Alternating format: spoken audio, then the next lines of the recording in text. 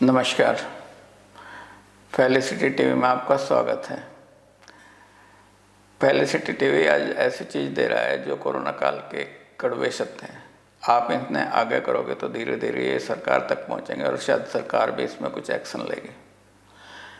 पहला सत्य, पहले हर एक हॉस्पिटल्स में 50, 100, 500, 1000 आदमी और औरतें इलाज के लिए आती थी कोरोना से पहले, लेकिन पिछले 4 महीनों से 5 महीनों से एक भी आदमी हॉस्पिटल में नहीं आया, ना ही कोई औरत आई, और इसके बावजूद सब ठीक हैं।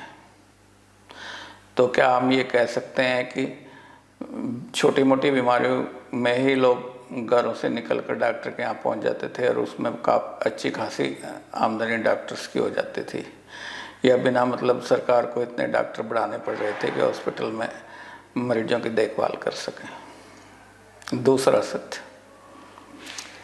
पिछले 5 महीनों से कोई भी लेडी, बहुत कम लेडी या 95% लेडी जो प्रेग्नेंट थी हॉस्पिटल में भर्ती नहीं हुई, उनको नॉर्मल डिलीवरी हुई। अदरवाइज तो 90% लेडीज़ की डिलीवरी सिजेरियन से होती थी। ये क्या कहानी है जो सभी औरतों को नॉर्मल डिलीवरी होने लगी?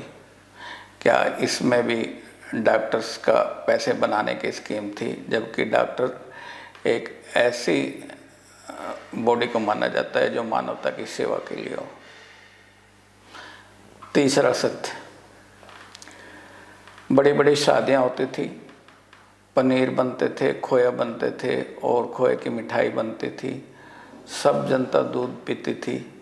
कोरोना काल में सब शादियां बंद रही, या छोटी मोटी 10, 20, 50 आदमियों की, सभी हलवाइयों की दुकान बंद रही और दूध फिर भी सस्ता नहीं हुआ।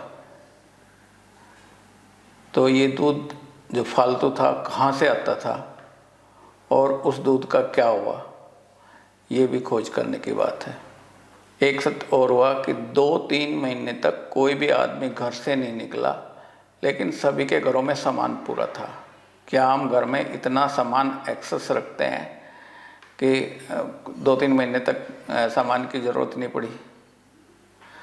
दुकानों की सो कोई सेल नहीं हुई, कोई चाइनीज माल की हमें ज़रूरत नहीं पड़ी और हमारा देश बड़े आराम से चल रहा था।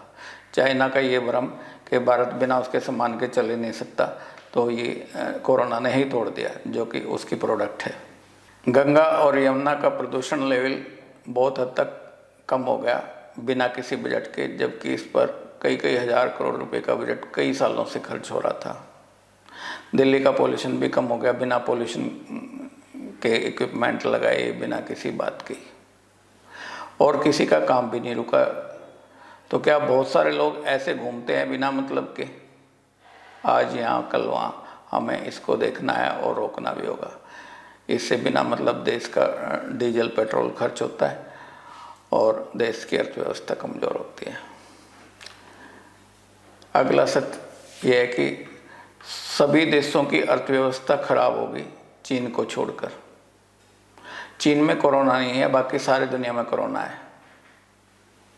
इसका मतलब यह है कि चीन ने कोरोना की दवाई पहले ही तलाश कर ली थी और इसलिए चीन ठीक है, और बाकी सब देश हाथ पांव मार रहे हैं।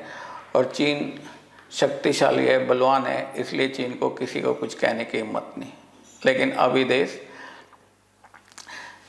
इकट्ठा हो रहे हैं चीन के खिलाफ, और दुनिया का जो अर्थव्यवस्था का ऑर्डर है, सुपर पावर का ऑर्डर है, वो चेंज हो रहा है। चाइना वर्सेज ऑल अभी होगी।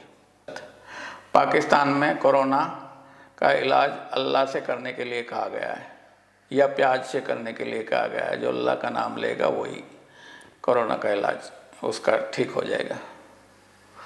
अगला सत्य, कोरोना की कोई दवाई या वैक्सीन अभी तक निकली नहीं है, फिर भी प्राइवेट हॉस्पिटल्स एक दिन के 75,000 और लाख रुपए दिल्ली, गुड़गांव और नोएडा में वसूल कर रहे हैं। वो किस बात का इलाज कर रहे हैं? क्या 1,75,000 रुपये देकर आदमी ठीक होने की गारंटी है? नहीं, वो जब ज़्यादा होता है तो सरकारी हॉस्पिटल में भेज देते हैं।